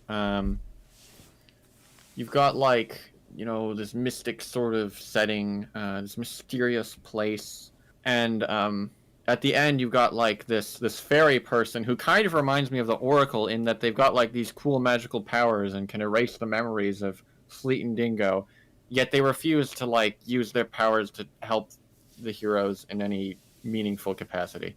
I mean, they don't ask them. Actually, they do ask them for one thing, which leads me into the fact that they're these bog beasts that zoom around and their faces just look exactly like Robotnik for some reason. Yeah, I don't know what's up with that. But yeah, they just bop Robotnik with a bog beast, and then they don't help him in any other way. Although they do have oh, you can use this pendant one more time to see this thing, which they use it as a spy device, which that's just what the Intelliputer did. So I once again ask why they aren't using that. They say oh, we'll save the pendant until we need it or something like that near the end. And then it never gets used. Yeah, well, it is episode 39. It was But canceled. it's like, but still. were they banking that much on getting another season of this? I guess. I don't know I what mean, to say, they man. should have learned their lesson after 2 other Sonic shows got canceled, and both of them were, frankly, better than this, even Adventures, I would say, in most respects, and after there was already a failed pilot that had to be turned into a movie. Yeah, so here's the weird thing. If they were, like, so meandering about that they couldn't progress the plot in 40 episodes, like, they got a longer run than Sat AM. Like, I don't know what they were thinking, and honestly, they kind of deserve to be canceled. Like, how many episodes would they have needed? Like 100? Yeah, I'm not saying that I was really, like, sad to see it go or anything. You know, Archie Sonic Online, I've mentioned this to you guys off-cam, or off-mic. You know, they did a decent job producing their hypothetical final episode of it, and that's just fine. I don't really need an entire, you know, extra season or multiple seasons to get us there for a TV show version of that. It's like, if this is what you do with the episodes that you've been given, why would they give you more? Yeah, exactly. So on one hand, I feel sad for anyone who grew up with this show. You know, nostalgia is a powerful thing. Yeah, no, people But- did get invested in this show, as wacky as that sounds as, you know, a 23-year-old adult. No, I get it. I get it completely. But at the same time, being sort of objective about it, it makes sense why it didn't get to finish its story. We're, again, sort of going more broad. But back to this particular episode, there's a random musical number about, like, Lady Liberty. Why are they talking about, like, the United States' values of freedom? Yeah, I don't know. This isn't even an American cartoon. I think it's a French-Canadian cartoon. It's weird. It's a joint production, so maybe fair enough. Sonic and Manic get captured briefly, but you cannot convince me that they seriously would have been caught just because Sleet and Dingo walk up to them and they're holding guns. They're like, we got you. Like, there are many times in this show where that same thing happens and they just dodge it out of the way. The plot demands it. Isn't that how this whole show works? The plot never seems okay. to make very good on its demands. No. I'm really annoyed with Sonic, who puts the chili dogs in the intake manifold of the little van that they have. Yeah. Like, wow. He's got a lot of antics where he's like just such an idiot with like, I will make chili dogs in the stupidest ways possible. It's such a dumb gag. How did this guy help run the Resistance? I don't know. Yeah. Final episode 40, Virtual Danger. Sonic and Manic play a game of virtual reality to enhance their piloting skills. When the two brothers decide to put their practice to use, they fly in a successful mission that intercepts a supply ship from Robotnik. To put the Hedgehog's game to an end, Robotnik decides to invade the simulated world and provoke a less successful outcome for Sonic and Manic. Yeah, so I find it funny that the message of this episode is kind of be a true gamer, because their skills in the video game help them with like the piloting the ship around. Yeah. It's weird that, like, for a series based off of video games and for creative teams that across the shows and comics and such clearly did not have a lot of experience with the video games, Sonic Underground features the most video games as things that exist within its universe of any Sonic show. I would say that the message of this episode is maybe not about being a true gamer, which I get because, you know, it's like, oh, it's a cheat device or whatever, but I would say it's probably about not trusting people you meet on the internet, I would say. No, yeah, that's probably more likely, but I just thought it would be funny. Which, given everything that we know about Sonic fans, that's actually a very good message to teach them. Yes, that is true. It's interesting that even though this isn't a proper series finale by any stretch, it does conclude the arc where they're stealing from Robotnik's supplies, because Cyrus is like, oh, he's caught on to us or something, so this is the final transport that we can steal from. So that's interesting. Also, I'd like to add that at the end of the episode, they pilot a bunch of cargo ships into Robotnik's headquarters and blow it up. And Sonic even declares game over Robotnik. So, if you want, this is it. They just defeated Robotnik. Do we see him again after Sonic says that? No, it's at the very end of the episode, though. So I'm Okay, sure he so would then have come technically back. this is the series finale.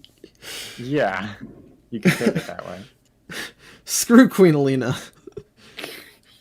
They finally realized they don't need to follow any dumb prophecies. Otherwise, just weird notes like Cyrus mentions, "Oh, I could pull Robotnik into the video game if I'm smart enough," but then he just doesn't.